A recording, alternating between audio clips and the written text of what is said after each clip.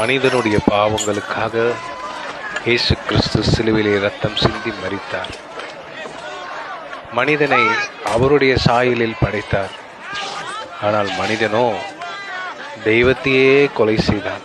எவ்வளோ பெரிய ஒரு மனித வம்சம் பாருங்களேன். ஒரு கடவுளையே கொலை செய்த ஒரு மனித ஜென்மங்கள், அதுதான் மனிதன். ஆனால் மனிதனை பரலோகத்துக்கு எடுத்து செல்ல, அவரோட கூட பரலோகத்தில் வாசம் பண்ண கர்த்தராகிய இயேசு கிறிஸ்து மனிதனாய் இந்த உலகத்தில் வந்து மரித்து 3ஆம் நாள் உயிரோடு எழுந்து பிதாவின் வலது பாசத்துக்கு விட்டார். இன்றும் நமக்காக பரிந்து பேசிக் கொண்டிருக்கிறார். அவருடைய வருகை மிக சமீபமாய் இருக்கிறது.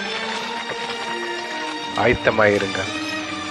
பிதாவே, இவர்களை மன்னியும், தாங்கள் செய்கிறது என்னதென்று அறியாது இருக்கிறார்கள் என்று அந்த சிறைவேலை கூட மனிதன் செய்த தப்பிதங்களுக்கு மன்னிப்பு கேட்கிறார்.